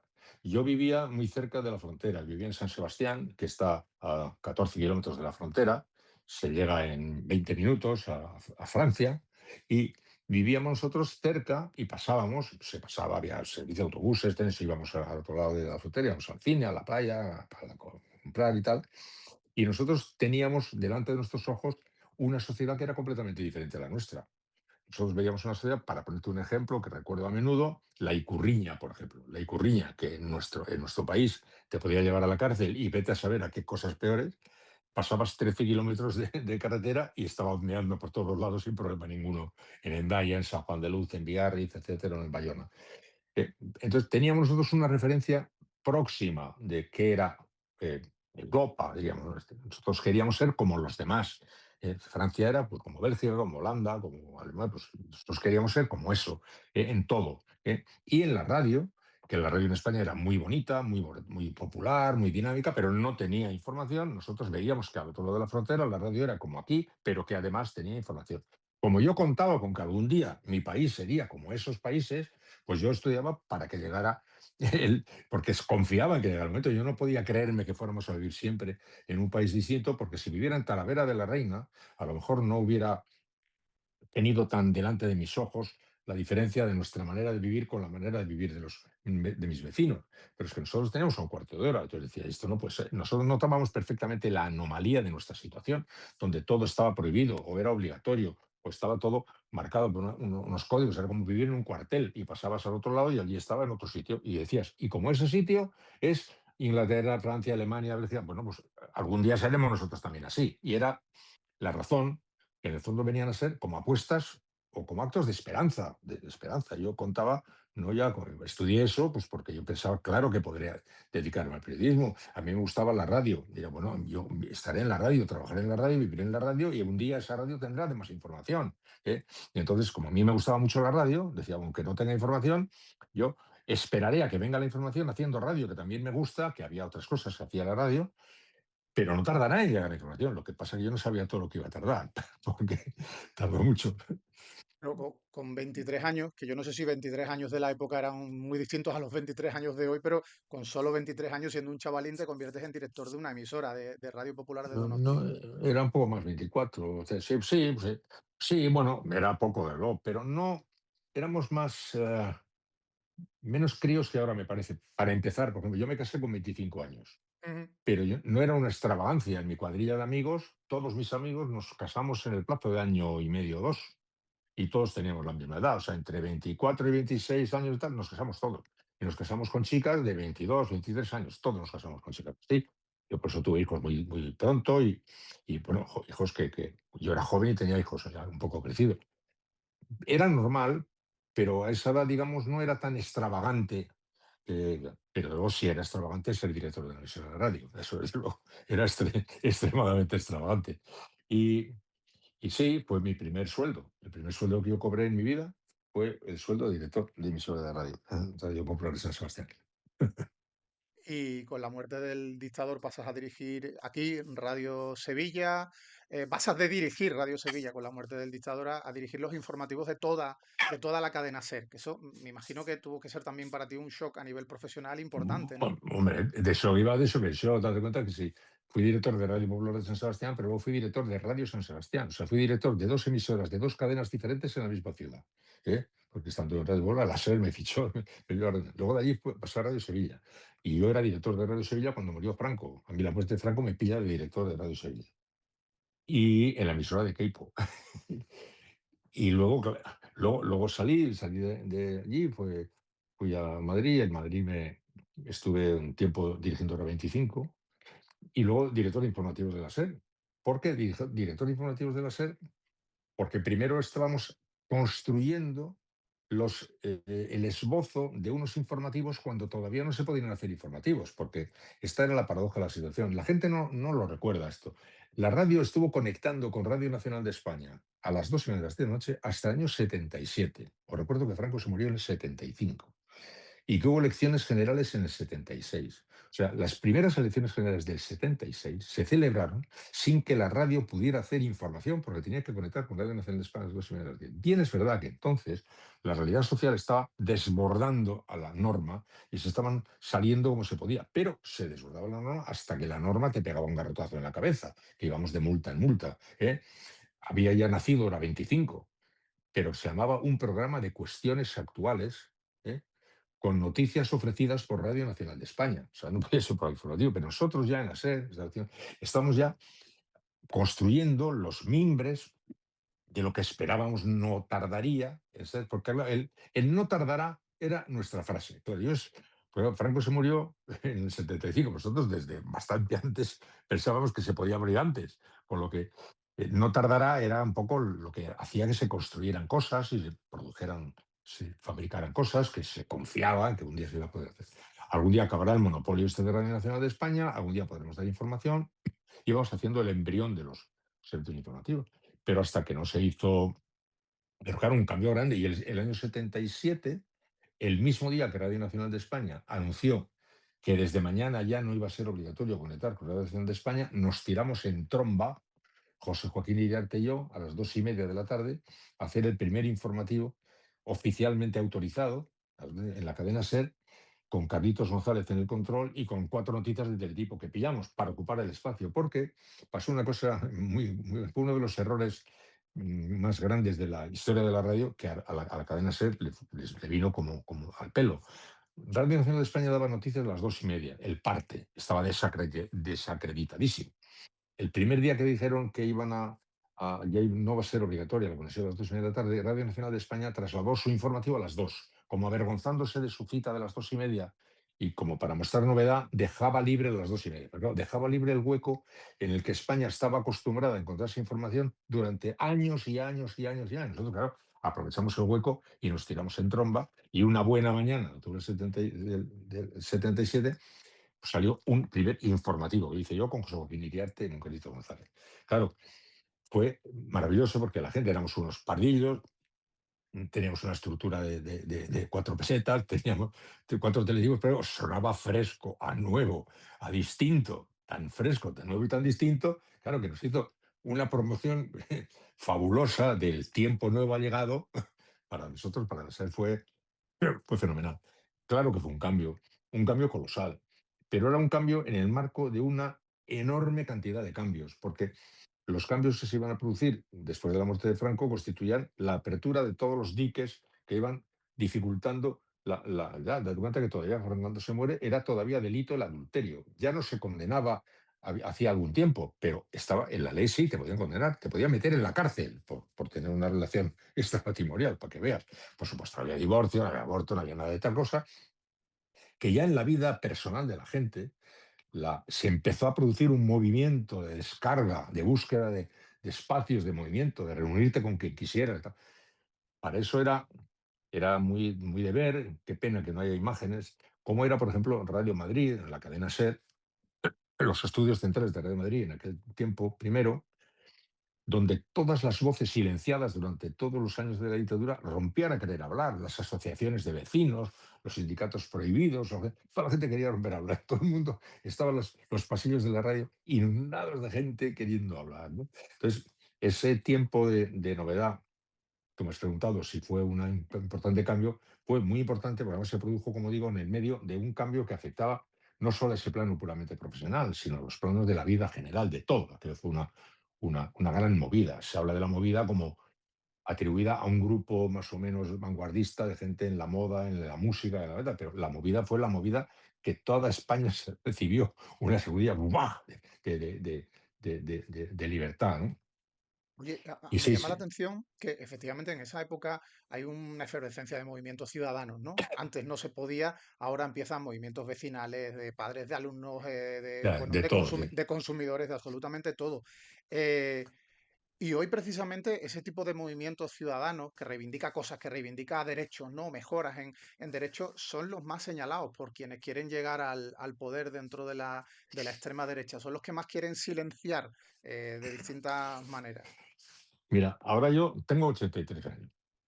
Yo tengo ahora mismo una especie de desazón personal grande porque todas las cosas que eran para mí y para mi gente y para el mundo en el que yo me moví, eran los faros o los horizontes en los que nos movíamos, todas ellas, que creíamos todos que era lo que había que hacer y que era lo que seguramente era necesario hacer, pues la lucha por la libertad, pues ayudar a las causas del feminismo, los derechos de los homosexuales, las, la exclusión social, pues evitar la exclusión social, la integración, todos estos elementos son ahora las palabras malditas. Todas, no es que ahora ya no, no, son malditas. En este momento, en el tablón de prohibiciones y la diana en la que el régimen de Trump dispara, por la que han sido sancionadas universidades, abogados y tal y cual, son los que mencionen cohesión social, los que mencionen feminismo, los que mencionen lucha de los derechos homosexuales, los que luchen, todo eso. Todas las causas, de repente, son el enemigo a batir. Y esos movimientos que tú dices, que eran en efecto los que de pronto aparecieron, andaban viviendo clandestinidad. El sindicato estaba prohibido, por ejemplo. Los sindicatos no existían. Existía el sindicato vertical, familia, municipio, sindicato, de padres de familia y empresarios, era por corporativo. de repente empezó a haber sindicatos. Todo eso creíamos todos que eso era lo que teníamos que hacer para ser una sociedad libre. Era lo que tenían los franceses, los alemanes, los belgas. Yo insisto en eso, ¿eh? Porque la idea de democracia, nosotros no teníamos tanto metido la idea de democracia, que era ya una palabra muy política, que nosotros no teníamos ni idea de política, nadie hacía política, nadie sabía política. Los únicos que sabían de esto eran los comunistas, que tampoco sabían mucho de democracia, que sabían mucho de partido político y todo esto. Y pero nosotros sí queríamos ser una democracia, pero queríamos decir, traducido a nuestra vida cotidiana, ser como los demás. Es decir, que haya sindicatos, que se puedan reunir las mujeres, que yo pueda reunirme con mis amigos, que pueda hablar de lo que quiera, que pueda escribir lo que me dé la gana, que pueda ser homosexual si quiero ser homosexual, que pueda ir a misa o ser ateo, que pueda... Todo eso, que leer este libro, ver esta película, todo eso, eso es lo que queríamos. Y eso es lo que de pronto daba lugar al alumbramiento de estas asociaciones de vecinos, de padres, de profesores, de grupos, de sindicatos y de tal y de tal. Y ahora de pronto están en el tablero de las cosas a batir. Pero ese tipo de fenómeno es tremendo, es muy tremendo y nos produce una sensación extraordinaria que haya gente que pueda creerse, que pueda añorar esto. Yo le decía mucho a mis hijos, algunas lo contaba por ahí, antes, cuando eran más jóvenes, ¿no? Cuando decía, vosotros creéis que la democracia y la dictadura se diferencian y que la dictadura es como esto, pero no hay partidos políticos y tal. No, no, no, es que no puedes leer el libro que quieres leer, no puedes ver la película que quieres ver, no puedes reunirte con la gente con la que quieres reunir, no puedes decir lo que quieres decir, no puedes tener una identidad sexual o religiosa o tal distinta a la identidad, no puedes, que así es una manera de vivir. Se fue atenuando. Entonces, claro, esos elementos todos formaban parte del proceso de liberación de la sociedad y de nuestra liberación individual y vital, ¿no? Y entonces, en nombre de eso, pues se ha estado durante todas estas décadas operando en España, en nuestro país y en el mundo que nos rodeaba. Eso era lo que parecía bueno, ¿no? Defender las causas de las mujeres, defender las causas de las minorías, defender los derechos de los demás, tratar de avanzar en la cohesión social, luchar contra las desigualdades, si se podía. Bueno, luego salía o no, pero en fin, esas eran las causas. Ahora, ¡pum!, son el enemigo a batir. Lo has dicho bien, es una paradoja brutal y a los que nos ha pillado la vida así es como si de pronto, pues a unas monjas les vino el Papa y le dijeron, os queremos comunicar que Dios no existe, os queremos anunciar desde el Vaticano a todos solemnemente y que todo eso que no es verdad, nada. Un golpe, ¿no? ¿Y tú crees que hablabas de la transición, de la necesidad de alcanzar acuerdos, de cómo en esa etapa se logró desde los mayores extremos, pero hoy en día un PP como partido absolutamente consolidado en la gran mayoría de la población, olvidando cuáles son los orígenes de ese partido, pero en cambio es un PP que vuelve a tiempos anteriores intentando parecerse al, digamos, forúnculo que le salió hace unos años, ¿no? Intentando parecerse a Sí, Vox, sí, intentando ser más ultra que ellos mismos. sí, aproximándose a su herejía, ¿no? Era su herejía, eran sus herejes. No tengo por la victoria, por el poder. Es que son dos planos de conversación. El que tú y yo tenemos y, por otro lado, la batalla partidista por alcanzar el poder. Este es un asunto, ¿no? Mm. Deberían estar juntos, pero no. Ahora, esta pregunta nos conecta ahora con el otro sitio. Es querer volver a tener el poder. Y para querer volver a tener el poder, empiezan a observar las cosas y observan que tienen un problema a su lado que les está impidiendo. No sabían muy bien cómo gestionarlo. Si acercándose más a ellos, acercándose menos, pegándoles, alejándose. Están viviendo el desconcierto derivado de ese forúnculo que dices tú, Belisario, que no sabe muy bien cómo quitárselo. Pero estamos hablando de otra cosa. En ese caso no estamos hablando de la solución de los problemas ni de lo que está ocurriendo en Europa. Estamos hablando de que yo quiero llegar al poder, yo quiero que se vayan los que están en el poder y en mi batalla por llegar al poder estoy haciendo unos movimientos de tipo táctico para tratar de alcanzar el poder y por otro lado estoy tratando de ver cómo lo logro en compañía de estas cosas tan extrañas que tengo aquí, que está adquiriendo mucha envergadura y que no sé yo muy bien si debo disfrazarme de él o debo eliminarlo de un tajo y eso es una parte de la guerra por el poder. Eso está convirtiendo, pues este fenómeno es muy desconcertante desde el punto de vista ya partidista, ¿no? La batalla que hay. El Partido Popular tiene una gran solera, tiene una gran tradición, pero tenía dentro metido este forúnculo que te has dicho, le ha salido al exterior y ahora está cogiendo mucho vuelo, subido a esta corriente internacional que opera en esa misma dirección y están descolocados, no sabiendo bien qué hacer, con problemas dentro, porque del mismo Partido Popular es Juanma Moreno que Isabel Díaz Ayuso, frente al, a- frente a este, a, a Vox están en actitudes un poco distintas. Todos no saben muy bien, cada uno muy bien qué hacer, a ver cómo se hace, cómo se deja de hacer. Entonces, es un lío, es un lío, es un lío. Oye, antes de terminar, te quiero preguntar por algo, por lo que te va a preguntar todo el mundo en breve, que es tu nuevo programa que presentas en televisión española. Y yo creo que también es un ejemplo de cómo tú no te cansas de hacer periodismo, aunque en este caso, como me decías el otro día, tú no guionizas, tú no diriges, pero bueno, estás ahí dando la cara. Sí. Bueno, no, efectivamente es el primer producto que yo voy a poner delante de los oyentes, en el cual yo ni dirijo, ni guionizo, ni firmo, ni nada. Yo solo soy presentador de los capítulos. Es uno sobre la lengua española, que son 8 capítulos. Es un programa estos académico, un programa muy científico, muy documental académico, macizo para públicos. Está hecho con la Real Academia de la Lengua, Instituto Cervantes, con académicos de la lengua española, con académicos americanos, en fin, es un programa desde un poco todo el viaje de la lengua española desde que nace hasta que va a América. Todo esto es un programa que yo creo que tiene que hacerlo una televisión pública, sinceramente lo creo. Y el otro sobre el exilio, ya también solo soy yo el presentador de los capítulos, porque luego la narración la lleva Alba a Flores. Alba Flores lleva la narración, yo hago Sí. el capítulo. Y ya es el exilio, son 5 capítulos sobre del exilio. Ese provocará sus cabreos naturales, porque actualmente los que se exiliaron fueron los que se exiliaron y no los que no se exiliaron. La historia está ahí, ¿no? Y es otro documental, el cual yo solo hago de presentador.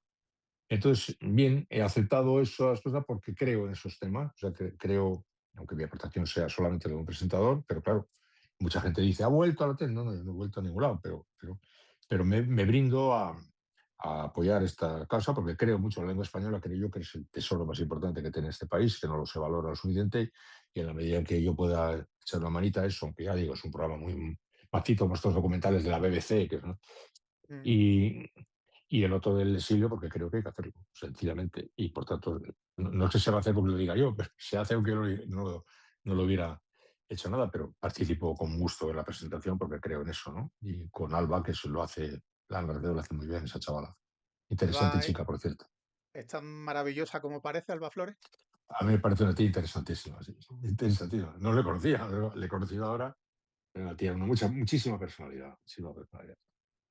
Oye, ¿qué te está pareciendo esta nueva televisión española de tantos grandes fichajes, de tanto éxito, de tanto liderazgo en audiencia frente a la tele de hace unos años? Pues muy valiente, se ha tirado al agua el presidente haciendo apuestas muy fuertes y le está saliendo muy bien. Por el momento van como en la moto y además han cogido racha, que eso pasa mucho también, importa mucho. Ahora, por ejemplo, Mediaset, que está en racha de caída, o sea, haga lo que haga, parece que sale el coche pinchado del garaje. Es que cualquier cosa nace mal, ¿no? Y sin embargo, la televisión española, casi ponga lo que ponga, parece que ya flota, ¿no? Bueno, Y algo mal estarán haciendo las privadas, quizás, creo yo. algo más de acciones privadas. No, le han dado una línea de coherencia muy decidida. El programa de Silvia, el programa que hace Javier, el de Jesús, son de una línea muy marcada, están jugando ahí duro y han apostado y le está funcionando. Y le está funcionando bien.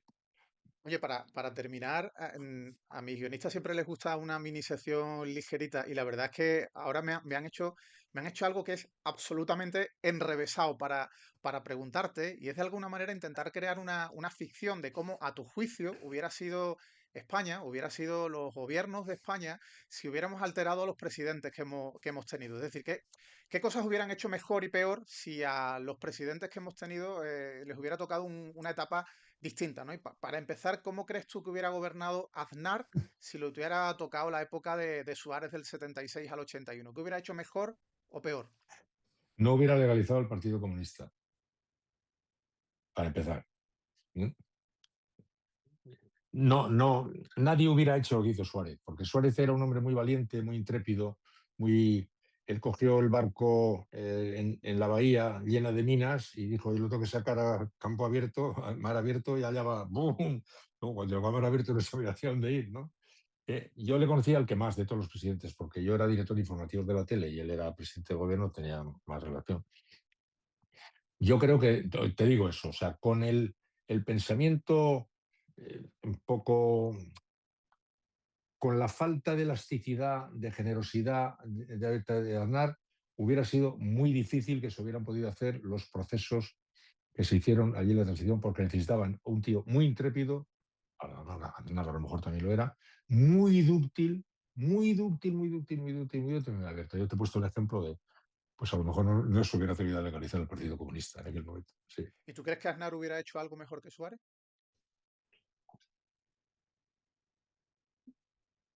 Cuando ya terminó la Constitución, bueno, Suárez Aznar no hubiera hecho la Constitución. Para empezar, durante aquel proceso tenemos constancia escrita de que no le gustaba la Constitución. Estaba él entonces en Logroño, no le gustaba. Pues ya tenemos dos cosas que no hubiera hecho.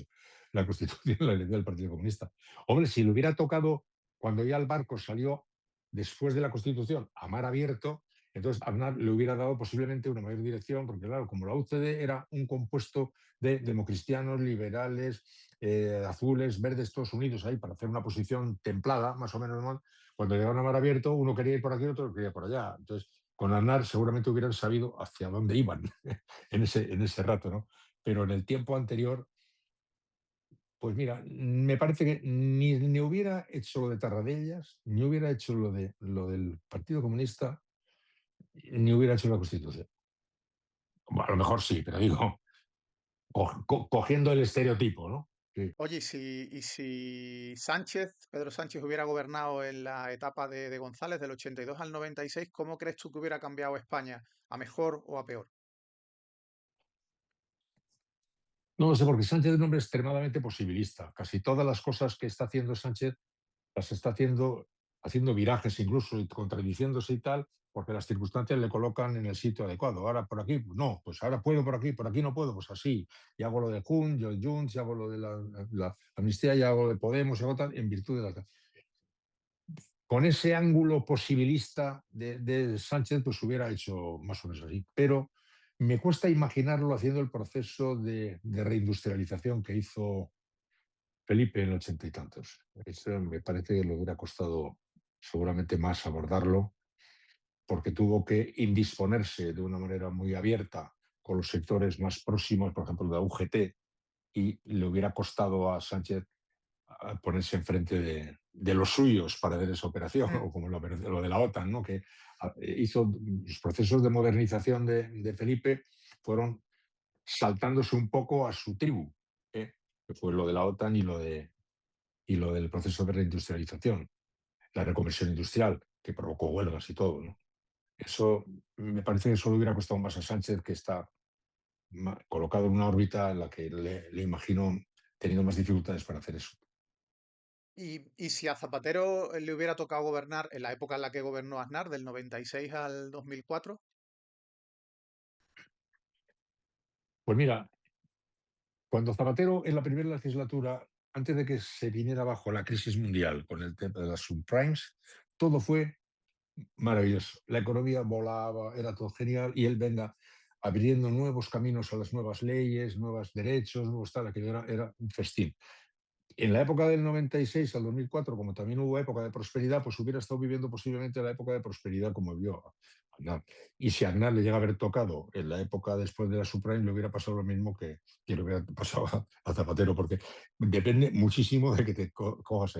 Otra cosa es que la política te lo eche encima, ¿eh? Pero que le echaron a Zapatero encima la crisis que provocó millones de parados en el mundo entero, los que le tocó a España, echar la culpa de eso era un poco grotesco, porque aunque hubiera estado el Cid campeador de presidente del gobierno, lo hubiera pasado igual, y si hubiera estado Aznar, lo hubiera pasado Aznar, ¿sabes? Pero bueno, la batalla hace que diga que no, que le pasó porque tú eras, ¿no? Pues no sé, en el 96 pues, hubiera vivido posiblemente una época bastante apacible esa prosperidad que había allí, y hubiera estado, sí, no sé, no hubiera cambiado mucho, porque el tema de Cataluña le empezó a rondar en torno a ese tiempo, más o menos, sí. ¿Tú crees que con Zapatero no hubiéramos tenido esa liberalización del suelo? ¿Cuál? La de Aznar. Sí, sí, hubiéramos tenido. Igual. Porque sí, porque Zapatero demostró que aquel famoso 11 de noviembre, cuando se cambió el artículo 154 por la presión del dinero internacional, la banca alemana, etcétera, Zapatero, contra todos sus principios y con todos sus ideales y contra toda su gana, y contra trabando sapos y cambió la Constitución para consagrar el principio de la deuda como prioritario ante todo, un nuevo sacramento, ¿no? Eso era, Zapatero se comió el sapo más grave que se ha podido comer un hombre de la ideología de él. Y por tanto, pues hubiera tenido que comer. Es que yo creo que al que le toca, según qué trance, tiene difícil escape.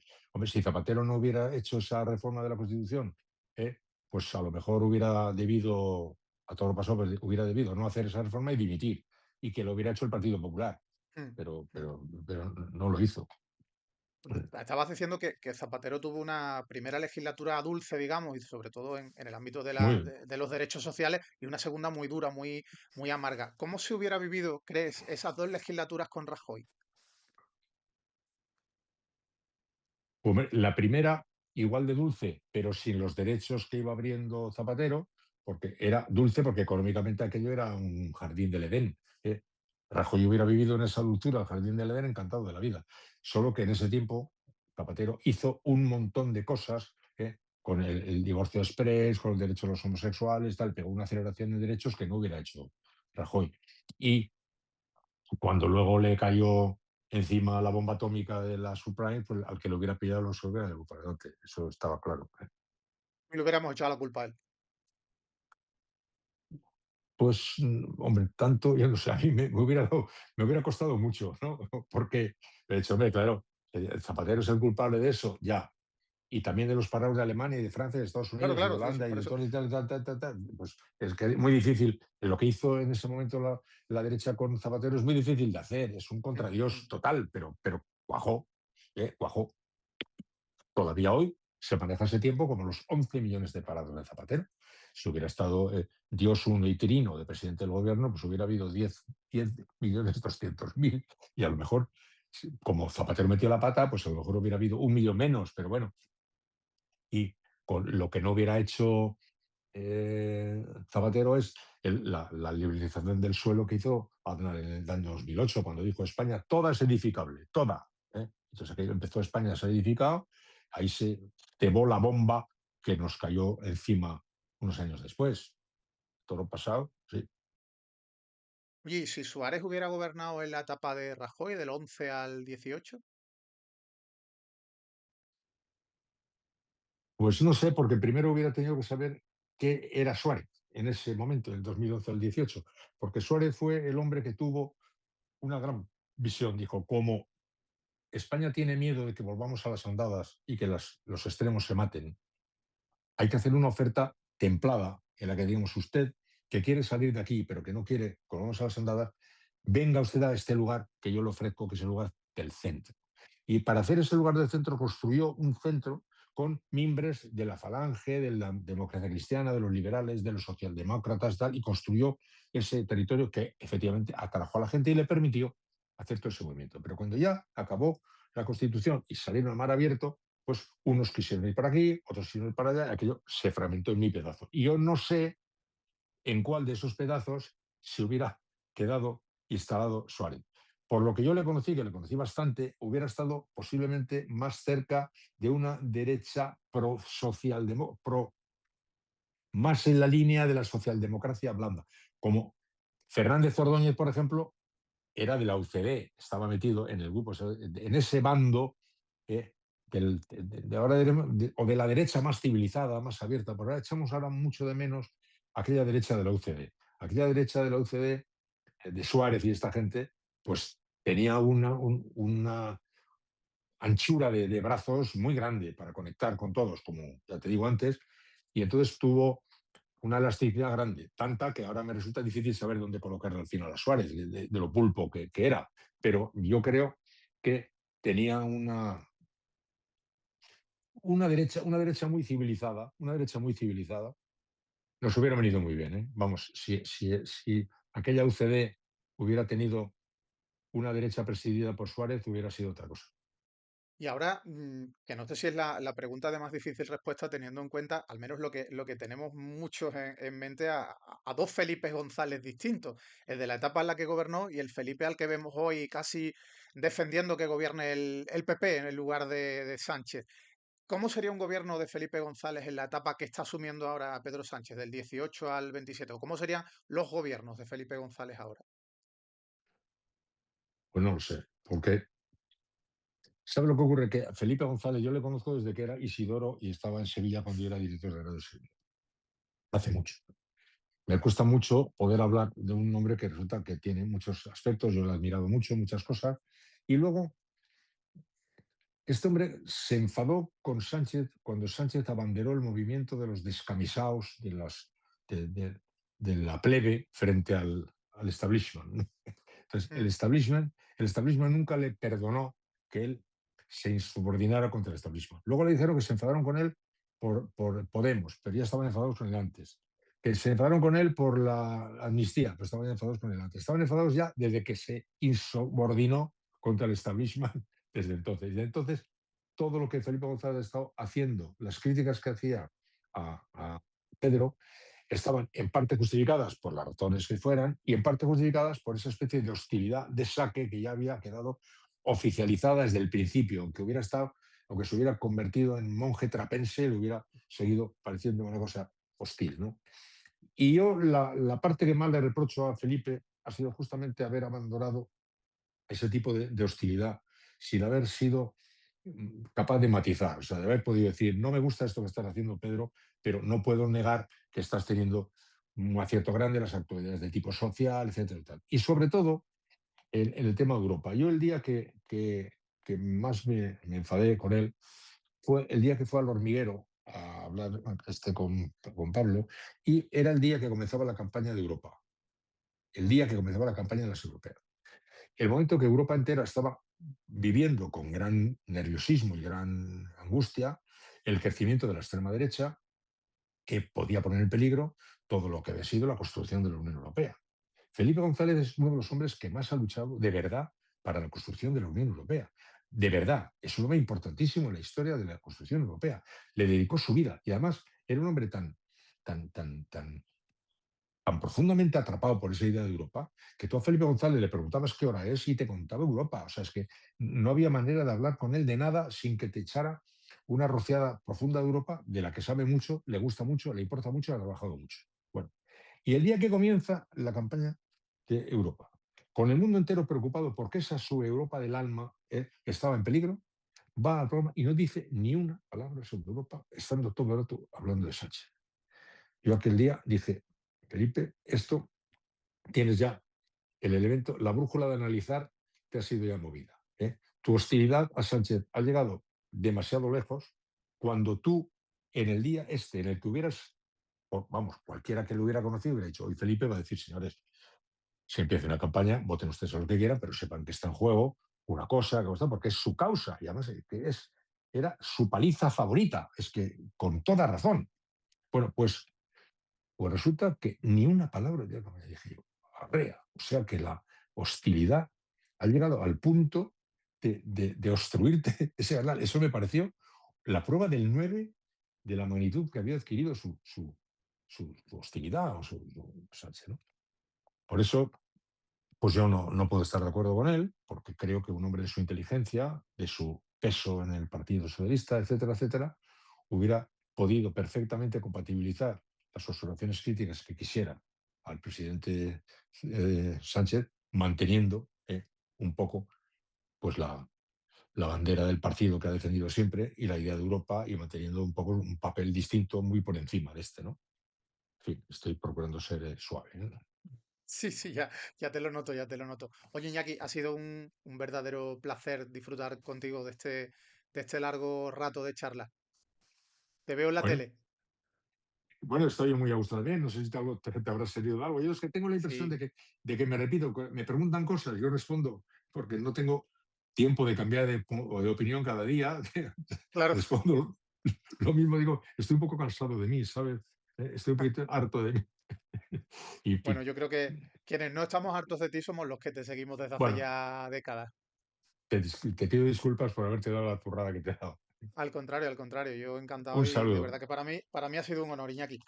Un abrazo muy muy fuerte. grande. Bueno, pues se acabó por hoy. Espero que os haya gustado la entrevista a Iñaki Gabilondo y ya sabéis, lo de siempre. Like, suscribirse, hacerse miembro y todas esas cositas que dan perras para mis guionistas y alguna que otra para mí. Un besito. Hey, hey, hey, the truth will rise. Fuck you with back and hunting